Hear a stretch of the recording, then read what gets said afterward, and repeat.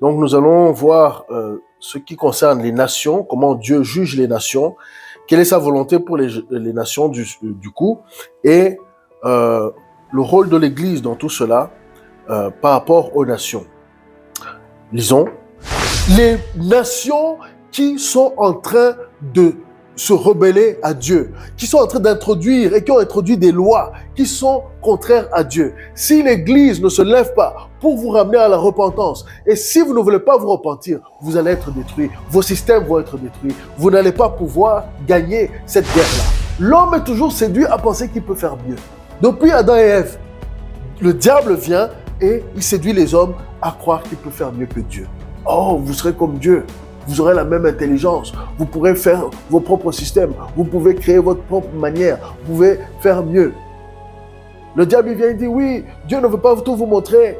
Dieu ne veut pas tout vous révéler. Moi, je veux vous donner. Et tout ce que le diable donne, ça amène à la destruction. Il n'y a rien que le diable donne qui amène la vie. Rien.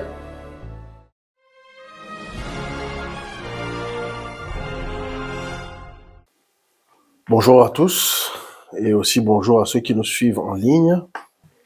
Gloire à Dieu ce matin. Nous allons lire ce matin dans Matthieu chapitre 25 et nous allons lire du verset 31 à la fin jusqu'à 46, je pense.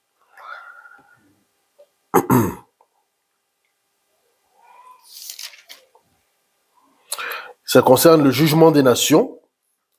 Nous allons lire ça. Donc nous allons voir ce qui concerne les nations, comment Dieu juge les nations, quelle est sa volonté pour les nations du coup, et le rôle de l'Église dans tout cela par rapport aux nations. Lisons. Lorsque le Fils de l'homme viendra dans sa gloire avec tous les anges, il s'assiera sur le trône de sa gloire.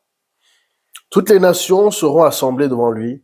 Il séparera les uns d'avec les autres, comme le berger sépare les brebis d'avec les boucs. Et il mettra les brebis à sa droite et les boucs à sa gauche. Alors le roi dira à ceux qui seront à sa droite, « Venez, vous qui êtes bénis de mon Père, prenez possession du royaume qui vous a été préparé dès la fondation du monde. Car j'ai eu faim et vous m'avez donné à manger, j'ai eu soif et vous m'avez donné à boire, j'ai été étranger et vous m'avez recueilli. J'étais nu et vous m'avez vêtu, j'étais malade et vous m'avez rendu visite, j'étais en prison et vous êtes venus vers moi. » Les justes lui répondront, « Seigneur, quand avons-nous vu avoir faim et t'avons-nous donné à manger, ou avoir soif et t'avons-nous donné à boire? Quand avons-nous vu étranger et t'avons-nous recueilli, ou nu et t'avons-nous vêtu?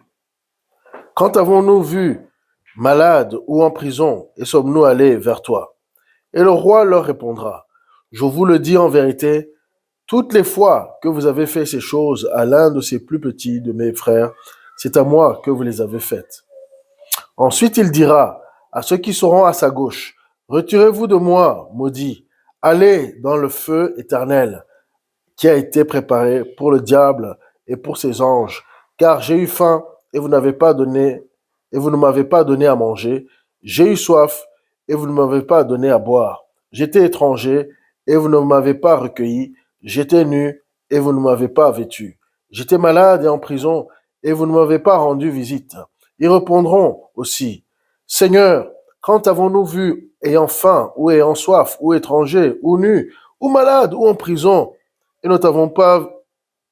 nous ne t'avons pas assisté? » Il leur répondra, « Je vous le dis en vérité, toutes les fois que vous n'avez pas fait ces choses à l'un de ces plus petits, c'est à moi que vous ne l'avez pas fait, c'est à moi que vous ne les avez pas faites. Et ceux-ci iront au châtiment éternel, mais les justes à la vie éternelle. Amen. » Nous allons lire maintenant Marc chapitre 3, versets 31 à 35, mais c'est le verset 35 le plus important. Donc nous allons lire Marc chapitre 3,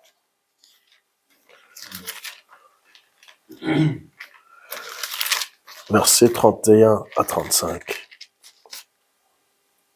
Survinrent sa mère et ses frères, qui, se tenant dehors, l'envoyèrent l'appeler. La foule était assise autour de lui, et on lui dit, « Voici ta mère et tes frères sont dehors et te demandent. » Et il répondit, « Qui est ma mère et qui sont mes frères ?» Puis, jetant le regard sur ceux qui étaient assis tout autour de lui, « Voici, dit-il, ma mère et mes frères. Car quiconque fait la volonté de Dieu, celui-là est mon frère, ma sœur et ma mère. Amen. » Hein, c'est intéressant qu'il n'a pas dit mon père, parce que tout le monde a un seul père. C'est le Dieu Tout-Puissant, le Père de tous. Alors ici, ces deux passages, on pourrait dire, ils ne sont pas à mettre ensemble, mais sauf que si. Parce que dans les jugements des nations, nous allons voir que Dieu regarde les nations et leur comportement par rapport aux frères de Jésus-Christ. Pas par rapport à n'importe qui. Hein, aux frères et aux sœurs du roi. Et Jésus-Christ est le roi. Et donc, nous voyons que le Seigneur, le Dieu qui juge, le roi des rois, il va, ça c'est bien sûr dans le temps, plus tard, vraiment dans la fin.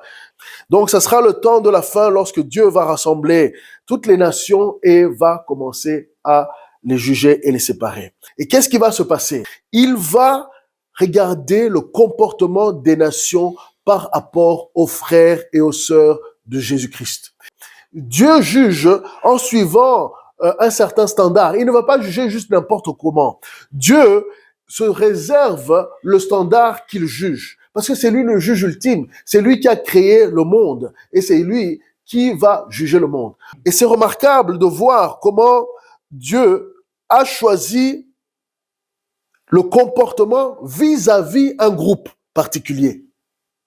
Ce n'est pas, on pourrait lire ces passages et on va dire, vraiment, c'est ce que les nations sont en train de faire. Hein, on a accueilli tous ces musulmans, on a accueilli tous ces immigrés, on a accueilli toutes ces personnes. Et on pourrait dire, oui, c'est bon. Et c'est vrai que c'est pas mauvais, en quelque sorte. Ce n'est pas n'importe qui que tu reçois. Ce n'est pas n'importe qui que tu vas vêtir. Ce n'est pas n'importe qui que tu vas visiter en prison. Ça ne veut pas dire que les autres ne sont pas importants. C'est important de visiter ceux qui sont dans les difficultés. Pas tous sont les frères et les sœurs de Jésus-Christ. Et donc, nous allons comprendre ici qu'il y a quelque chose de révélateur. L'Église, les frères et sœurs de Christ, c'est ceux qui font la volonté de mon Père, dit Jésus. Les musulmans les appellent les gens du livre, les chrétiens, mais il y a aussi les juifs, parce qu'ils sont liés par Abraham. Même Israël va être jugé. Là, nous n'allons pas aller dans tout ça. Moi, je me concentre sur les nations aujourd'hui. Même si tout ceci est lié à la fin des temps et au jugement des nations et d'Israël. La manière que Dieu va regarder les nations, il faut comprendre, lorsque Jésus d'abord était ici sur la terre, son rôle était de venir ici-bas pour créer un chemin pour chaque individu. Il est venu en tant qu'un homme et il a créé un chemin, le salut, pour ses enfants, ceux qui allaient devenir ses enfants. Il a créé un moyen d'adoption. C'était son rôle en tant que fils de l'homme, mais en tant que roi des rois, en tant que celui qui est maintenant élevé. Il y a une différence entre Jean 17 et Matthieu 28. Il est en train de plaider, il est en train de prier pour ceux qui sont autour de lui, ceux qui vont devenir ses frères, ceux qui sont ses frères, ceux qui ont cru en lui, ceux qui marchent avec lui. Dans Matthieu 28, il s'agit d'aller maintenant dans la mission que Dieu l'a donnée, d'aller amener les nations à devenir des disciples. Le roi a déjà préparé le chemin pour que les individus viennent. Mais il s'agit maintenant de transformer des nations. Et voilà pourquoi le message du royaume de Dieu est si important. Jésus, il a accompli une mission en plusieurs phases. Il a accompli, il a montré, il a été le modèle. Ensuite, il a effacé le péché, l'obstacle. Donc, c'était l'obstacle qui empêchait à tout homme de devenir enfant de Dieu, de rentrer dans son royaume. Ensuite, il a montré comment opérer et agrandir le royaume pour qu'il puisse justement accomplir la volonté du Père. Jésus, il faisait tout le temps la volonté de son Père. Mais il y avait différentes phases.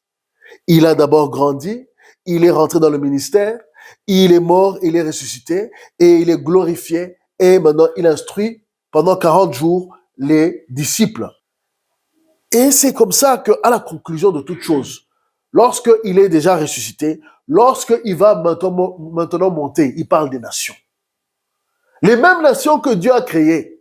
Dans Deutéronome 32, verset 8, nous voyons comment Dieu a séparé les nations. Et il les a séparées pour un temps. He separated them for a time. Pour que le péché puisse être régulé dans la terre et que ce soit diminué même. Parce que ça venait de Nimrod et de Babel.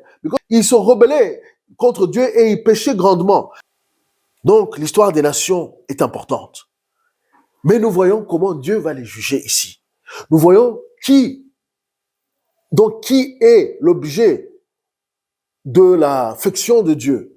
Nous voyons comment Dieu va opérer par rapport aux nations, comment, en tant que juge, ce qu'il va regarder. Donc, il y a des nations brebis, il y a des nations boucs, et tu es bouc ou brebis en suivant la manière que tu gères les frères et sœurs de Christ. C'est aussi simple que ça. On pourrait même fermer la Bible et dire, les gouvernements de la terre, si vous voulez être jugés correctement, aimez les chrétiens parmi vous, traitez-les correctement, et tout va bien se passer pour vous. Mais ce n'est pas si simple. Ce n'est pas si simple. Parce qu'il y a aussi l'ennemi. Allons-y au psaume 2. Et nous voyons que l'ennemi a inspiré les nations, a inspiré les hommes à aller contre ceux de Dieu. Psaume 2. Alléluia, alléluia. Psaume chapitre 2. Nous allons aller au psaume parce que nous allons voir que ce n'est pas si simple. Il y a vraiment quelque chose qui vient à l'encontre des plans de Dieu, c'est les ennemis de Dieu. Et l'ennemi principal de Dieu, c'est le diable lui-même. Celui qui s'est rebellé, celui qui a cherché à détruire les nations et à affaiblir les nations. Et nous le voyons aujourd'hui quotidiennement, comment il opère. Nous le voyons dans toutes les sphères de la société. Psaume chapitre 2. Pourquoi ce tumulte parmi les nations, ces vaines pensées parmi les peuples? Pourquoi les rois de la terre se soulèvent-ils et les princes se liguent-ils avec eux contre l'Éternel et contre son oint? Brisons leurs liens, délivrons-nous de leurs chaînes. Celui qui siège dans les cieux rit. Le Seigneur se moque d'eux. Puis il leur parle dans sa colère, il les épouvante dans sa fureur. C'est moi qui ai oint mon roi sur Sion, ma montagne sainte. Je publierai le décret. L'Éternel m'a dit, tu es mon fils. Je t'ai engendré aujourd'hui. Demande-moi et je te donnerai les nations pour héritage, les extrémités de la terre pour possession. Tu les briseras avec une verge de fer, tu les briseras comme le vase d'un potier. Et maintenant, roi, conduisez-vous avec sagesse, juge de la terre, recevez instruction, servez l'Éternel avec crainte et réjouissez-vous avec tremblement. Baisez le fils de peur qui ne s'irrite et que vous ne périssiez dans votre voie, car sa colère est prompte à s'enflammer. Heureux tous ceux qui se confient en lui. Amen. Lorsque, ici, nous voyons que c'est un psaume qui parle de plusieurs choses. C'est le Père qui parle et il parle à son fils lorsque son fils est venu à lui et il lui dit, mais demande-moi les nations et je vais te les donner. Demande-les-moi. Parce qu'il s'agit des nations. Parce que les nations composent l'humanité. Et nous savons que le but du Père, la volonté de Dieu, c'est que tous soient sauvés, que toutes les nations viennent à sa connaissance.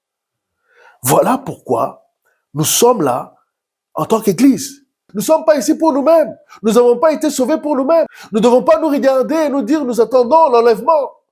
Il y a des églises, ils attendent seulement l'enlèvement. Dieu, lui, il dit non, allez, faites des nations des disciples. Allez, que les gouvernements changent. Changez leur raisonnement. Changez leur manière de penser. Qu'ils puissent comprendre que s'ils ne se repentent pas, ma colère va les détruire. Beaucoup vont aller en enfer parce qu'ils n'ont pas reconnu le Fils. Et le Fils, aujourd'hui, il se manifeste dans son Église, pas dans la religion. Dans son Église, pas dans la religion, mais dans son Église, dans ce qu'il a appelé, dans son ecclésia. Ce qu'il a appelé à sortir et être à lui. Et les nations vont être jugées, les gouvernements de la terre vont être jugés par rapport à ça. Il y a une autre catégorie de personnes que Dieu regarde, qui sont ses enfants. C'est les innocents. Dieu aussi regarde comment on gère les anciens, ceux qui sont affaiblis. Dieu va juger les nations. Et il a déjà commencé. Il a commencé maintenant à secouer. Il va les secouer pour les réveiller. Voilà ce que Dieu est en train de faire dans les nations. Et nous, en tant qu'Église, nous, en tant qu'Ecclésia, ce que Dieu a appelé, ce que Dieu s'est acheté pour lui-même, nous sommes ceux qui ne peuvent pas être secoués. En tout cas, normalement. Nous, en tant qu'Église, nous devons être des représentants du royaume de Dieu. Nous devons aller dans les endroits, nous devons faire partie des choses de ce monde, mais pas être de ce monde. Nous devons être sel et lumière pour que les gens puissent venir à la connaissance de Christ et pour que le gouvernement se repente. Vous savez, lorsque j'ai commencé à comprendre ces choses il y a quelques années, et si vous regardez même dans les prédications de l'époque, je parlais des nations, j'ai commencé à être passionné par ça parce que ça répond à nos attentes. Dieu n'est pas un petit Dieu. Comme aime dire pasteur David, Dieu ne va pas petit. C'est plus grand. Il peut commencer petit, Dieu peut commencer très petit dans un projet, mais il voit vraiment grand. Il peut commencer avec des petites gouttes, mais il voit un torrent. Allons-y dans Agé chapitre 2. Agé chapitre 2. Donc, Agé chapitre 2, versets 6 et 7. Alléluia, alléluia. J'ébranlerai toutes les nations, car ainsi parle l'Éternel des armées. Encore un peu de temps, et j'ébranlerai les cieux et la terre, la mer et le sec. J'ébranlerai toutes les nations. Amen.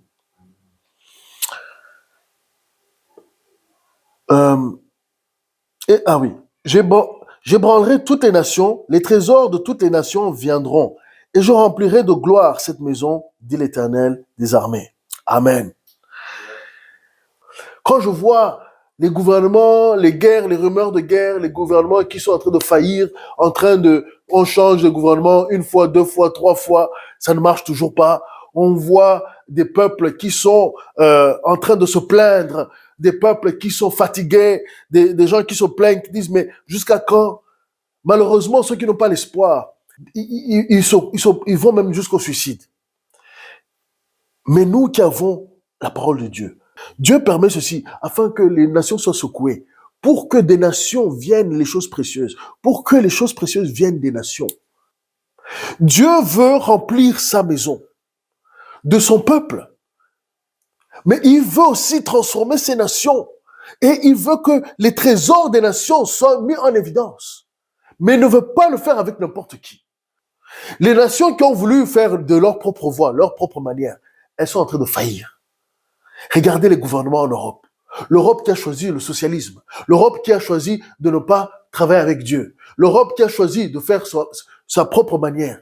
Les gouvernements sont en faillite. Les enfants ne viennent pas. Et toutes sortes de choses. Il y a tellement de choses qui ne vont pas dans les nations qui ont voulu faire leur propre manière. La corruption augmente. La Chine, on voit que la Chine soi-disant prospère.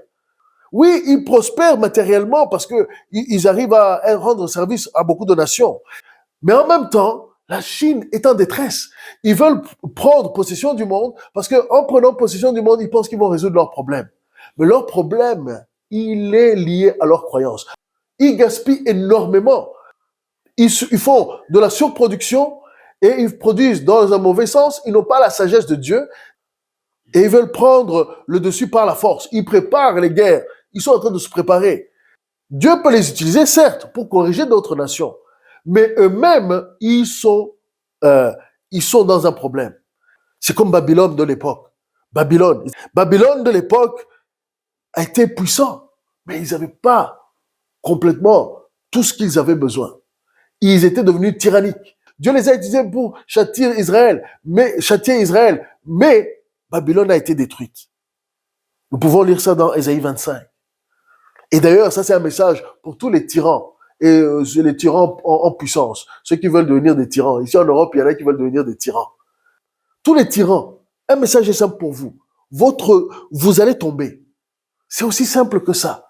Il n'y a pas de tyran sur la terre qui a été au-delà d'un certain temps. Non. Ils sont tous tombés. Tous. Justement ou injustement, ils sont tous tombés. Et je dis tomber parce que on peut dire oui, mais tout homme doit mourir. Non, non, non, ils sont tombés. Il y en a d'autres, ils laissent le pouvoir aux autres et ils vivent bien. Jimmy Carter, il a vécu jusqu'à 100 ans, on vient de l'enterrer. Il y a des rois qui meurent, mais ils laissent de meilleures situations pour leurs enfants. Donc ce n'est pas la mort dont on parle, c'est une chute, c'est une disgrâce. Et les tyrans du monde, vous allez tomber. Nous pouvons le lire dans Ésaïe 25. Allons-y rapidement. Nous allons lire dans Ésaïe chapitre 25, la première partie surtout. Ô Éternel, tu es mon Dieu. J'exalterai, je célébrerai ton nom, car tu as fait des choses merveilleuses. Tes desseins conçus à l'avance se sont fidèlement accomplis, car tu as réduit la ville en un morceau de pierre. La ville, là, c'est Babylone. La cité forte en un tas de ruines. La forteresse des barbares est détruite. Jamais elle ne sera rebâtie. C'est pourquoi les peuples puissants te glorifient. Les villes des nations puissantes te craignent. Tu as été un refuge pour le faible, un refuge pour le malheureux dans la détresse, un abri contre la tempête, un ombrage contre la chaleur. Car le souffle des tyrans est comme l'ouragan qui frappe une muraille. Comme tu domptes la chaleur dans une terre brûlante, tu as dompté le tumulte des barbares. Comme la chaleur est étouffée par l'ombre d'un nuage, ainsi ont été étouffés le chant de triomphe des tyrans. Amen. On peut s'arrêter juste à ce verset-là. Mais ça parle de quoi? Ça parle de ce que Dieu a fait à Babylone. Et tout ce système babylonien, ceux qui veulent suivre le système des hommes, ceux qui veulent suivre les systèmes selon leurs propres envies, selon leurs propres même tendances pécheresses, selon leurs livres sacrés qui ne sont pas de Dieu, tout cela qui deviennent tyranniques, ils vont être détruits. Si vous vous dites que vous êtes le meilleur et que vous pensez que vous avez le droit sur tout et que vous dites nous sommes les meilleurs et nous sommes les plus forts et que vous n'avez pas Dieu et que vous ne reconnaissez pas son Fils, la destruction vous attend, c'est aussi simple que ça. Dieu même peut le faire avant le jugement final des nations. Et c'est ce que nous avons vu dans le passé et c'est ce que nous allons voir dans l'avenir et même actuellement. Les nations qui sont en train de se rebeller à Dieu, qui sont en train d'introduire et qui ont introduit des lois qui sont contraires à Dieu. Si l'Église ne se lève pas pour vous ramener à la repentance, et si vous ne voulez pas vous repentir, vous allez être détruits, vos systèmes vont être détruits, vous n'allez pas pouvoir gagner cette guerre-là. Non, votre temps est déjà terminé. Regardez l'URSS. Où est l'URSS aujourd'hui? L'URSS a disparu. Ils ont eu 70 ans. Dieu a permis que le monde voit ce que c'est le communisme et ce que le communisme fait. Personne ne vit dans la joie dans le communisme, par exemple. Voilà un système qui a été détruit. Il a été vraiment détruit. Aujourd'hui, en Russie, on célèbre le Seigneur. Peut-être pas comme en Occident, ils sont orthodoxes, mais ils célèbrent le Seigneur et son Fils. Malgré tout. L'Europe, ils vont devenir de plus en plus communistes. Comment? En augmentant les lois, pour vouloir contrôler tout, et devenir totalitaire, en contrôlant la manière qu'on parle. Tout ça, c'était ça dans le communisme. Et l'Europe est séduite à penser qu'il peut faire mieux. L'homme est toujours séduit à penser qu'il peut faire mieux. Depuis Adam et Ève, le diable vient et il séduit les hommes à croire qu'il peut faire mieux que Dieu. Oh, vous serez comme Dieu. Vous aurez la même intelligence. Vous pourrez faire vos propres systèmes. Vous pouvez créer votre propre manière. Vous pouvez faire mieux. Le diable, il vient et dit, oui, Dieu ne veut pas tout vous montrer. Dieu ne veut pas tout vous révéler. Moi, je veux vous donner, je veux vous donner. Mais tout ce que le diable donne, ça amène à la destruction. Il n'y a rien que le diable donne qui amène la vie. Rien. Le diable, il est parti. Et il a amené la mort partout. Il est parti dans la pharmacie. Il a amené la mort, nous le voyons avec le Covid. Il est parti dans les gouvernements, il amène les guerres. Il est parti en Arabie, il a amené l'islam. Et ça tue les gens. Tout ça, ça tue. Les conflits des nations, c'est le diable qui les apporte. Mais Dieu peut utiliser ces conflits pour son avantage. Parce que les gens sont entêtés. C'est comme les boucs, ils se cognent les uns contre les autres là, pour aller pouvoir prendre la femelle. Hein? Ils se cognent. C'est comme ça, les nations sont comme ça. Si tu ne peux pas prospérer avec ce que Dieu t'a donné, avec le territoire que Dieu t'a donné, tu ne peux pas prospérer même lorsque tu iras chez les autres. Tu vas simplement amener la misère là où tu vas. C'est ça, le piège des nations. C'est comme ça que les nations se piègent. Hein? L'Occident qui reconnaissait Dieu, qui avait créé des universités pour honorer Dieu, qui avait fait toutes ces choses pour que la parole de Dieu soit expliquée aux nations. Par exemple, Harvard, Princeton, tous ces universités, c'était des universités pour que Dieu soit présenté aux nations facilement.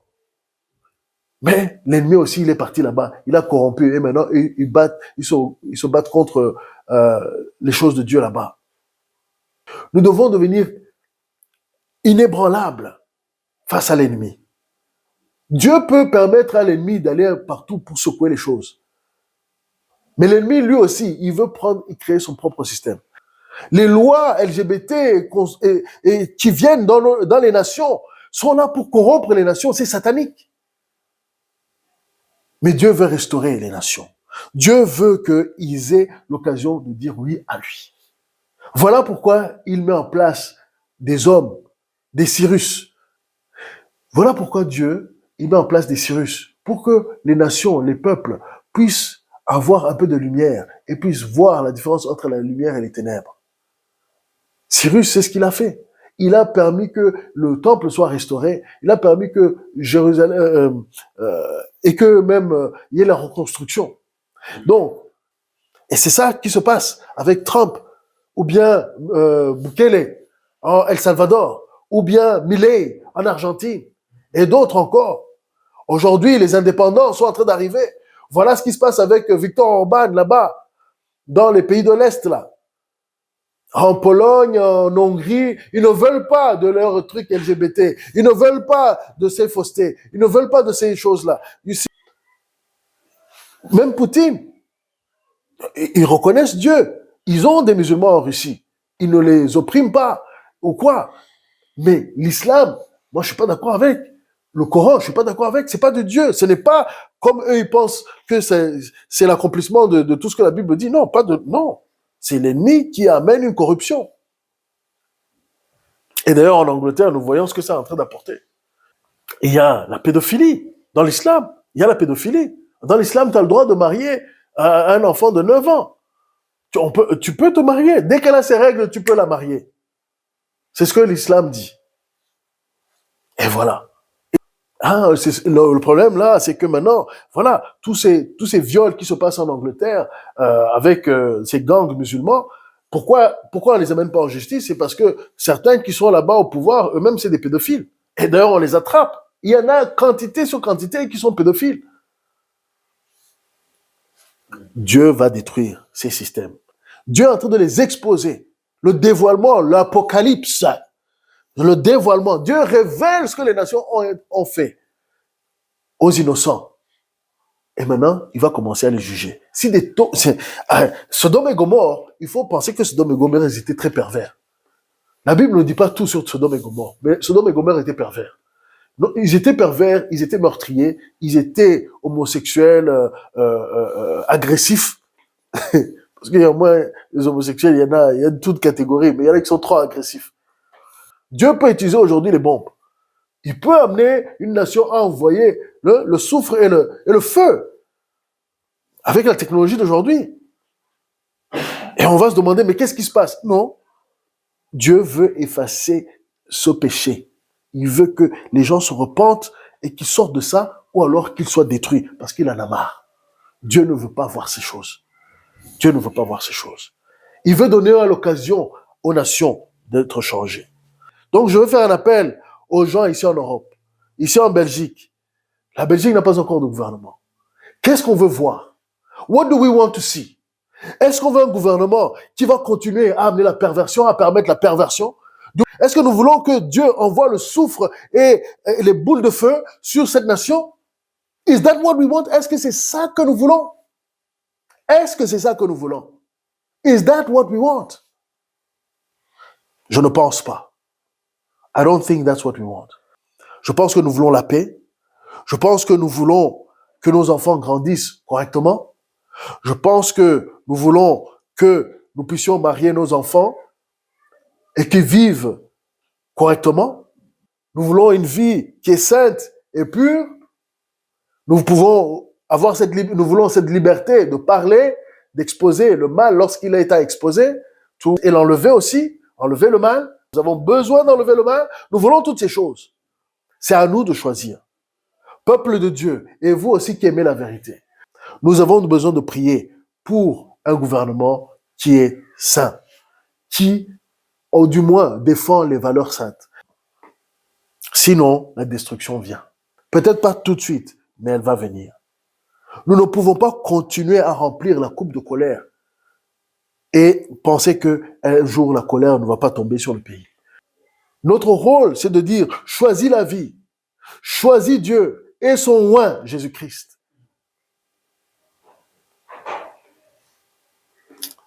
Alléluia. Nous devons chercher des gouvernements qui ne sont pas des hommes corrompus, tellement corrompus que ils amènent une destruction. Parce que ça, c'est le plan du diable. Même si ici on célèbre les diables de différentes manières, ça, ce n'est pas à jouer avec. Avec le foot, ils donnent des noms et tout ça, mais c'est pas comme ça. Ça, c'est pas la volonté de Dieu que on prenne ces choses du diable et que on les fasse nôtres. On ne doit pas incarner le diable. Parce qu'après, c'est l'enfer. Et Dieu a les moyens. Il a les moyens d'amener le feu. Je crois qu'il y a vraiment l'espoir pour la Belgique et pour l'Europe. Je crois qu'il y a encore une possibilité pour que les peuples et les gouvernements se repentent, pour qu'ils changent leur voie, pour qu'ils changent les lois et que les gens apprennent la vérité. Même les LGBT, qu'ils soient libérés de ces pulsions qui viennent pas de Dieu. Tu peux être libre aujourd'hui. Tu peux être libre de tes pulsions. Tu peux être libre de ta folie. Tu peux être libre de cette fausse croyance. Tous ces mensonges qui ont identifié ton identité. L'ennemi a voulu imprimer son identité sur toi. Mais aujourd'hui, tu peux dire non. Tu sois une nouvelle créature. Tu vas être différent. Tes pensées vont être différentes. Tu seras libre des mensonges. Et tu vas rentrer dans la volonté de Dieu. Et tu vas aider ta nation à être une nation brebis et pas une nation bouc. Seigneur, notre Dieu, notre Roi, nous voulons te remercier pour cette journée. Nous voulons te remercier parce que tu as été avec nous. Nous voulons te remercier parce que c'est toi qui prépares, Seigneur mon Dieu, des temps comme ceci. Il y a des opportunités pour le changement. Il y a des opportunités pour la délivrance. Il y a des opportunités pour la repentance. Il y a des opportunités pour changer d'avis avant que tu ne viennes juger les nations. Seigneur, je prie que ton Église aussi se lève.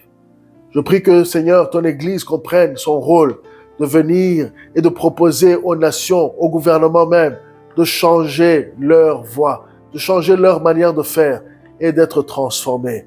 Qu'ils aient besoin de toi, qu'ils te reconnaissent dans leur voie, afin que, Seigneur mon Dieu, lorsqu'ils seront jugés, qu'ils fassent partie de ceux qui vont recevoir la vie éternelle.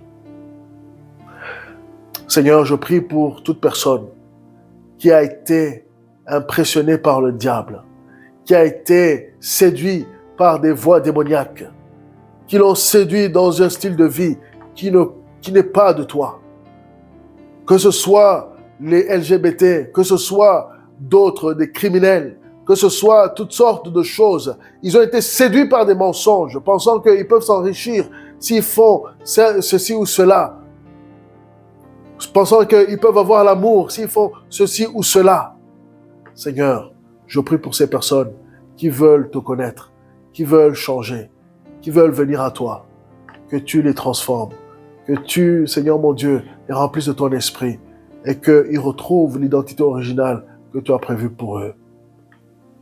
Au nom de Jésus. Amen. Si vous appréciez, partagez à un ami. Si vous souhaitez contribuer à l'œuvre, vous pouvez le faire avec les détails dans la description.